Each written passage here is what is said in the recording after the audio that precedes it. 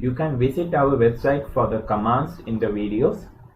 If you want to purchase other study materials like packet tracer files and other course guidelines, then you can email to us. Follow us on Facebook for further updates. Please do like, share, comment and subscribe so I can quickly deliver more videos on various topics. For the accounts department, you are assigning a different network's IP addresses so that all the PCs on the IT department can communicate among them.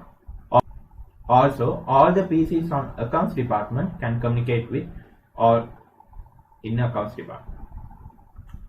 But the PCs on IT department shouldn't communicate with the PCs on accounts department. Okay, so these are the purposes we are trying to do the IP calculations. For example, let's say you are having certain companies like this. One company which has very less amount of departments, but in each department of the company has many network devices involved. In another scenario, consider a company like this. There will be more departments and more hosts on each department. And in another scenario, you can consider a large company which might be having a lot of networks involved, but in each network there won't be that much of host attached. So based upon these scenarios, we can't fix any company to have a particular amount of network or particular amount of network devices, because time to time their network requirement might change, their host requirement might change. So for that purpose, on our IP address itself, the 32-bit IP address itself, we are representing which is the network portion of this IP address and which is the host portion of this IP address. So to label the network portion, we are using ones, and so as shown here, we can mention among the 32 bits. Here I have mentioned the first 8 bits are ones, which means I am specifying these as the network portion, and the remaining second, third and fourth octet bits I have specified as zeros, which means here in this IP from first. So here in this IP address, the first octet belongs to the network portion and the remaining 3 octets belongs to the host portion or end devices, like that.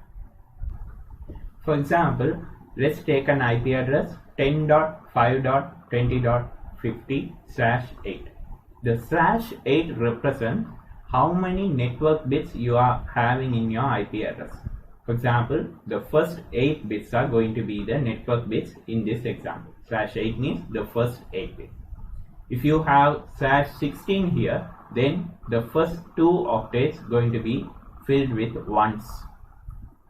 So you can simply imagine here in this network you have ones filled in the first octet. So /8. If you have /24 here, you will fill these first 3 octets, which means first 24 bits you are going to fill with ones, and the remaining 8 bit will remain as zeros. Okay, so likewise in this example, in the network portion, the first octet, if you change any number in this first octet in the network portion, for example, if I change this 10 into 11, if I go for 11 dot, then I am in a different network than the previous network. So 10 dot and 11 dot are 2 different networks. 10 dot and 20 dot, 13 dot, 14 dot, everything that starts with a different number on this particular octet will take you into a different network. Okay, but if you are still remaining in the 10 dot and if you are changing the host portion, for example the second octet or third octet or fourth octet, you can change from 0 to 255, anything.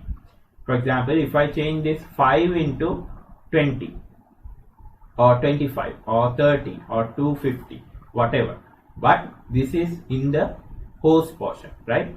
So 10.50.20.50/8 will still remain in the same 10 dot network. Okay.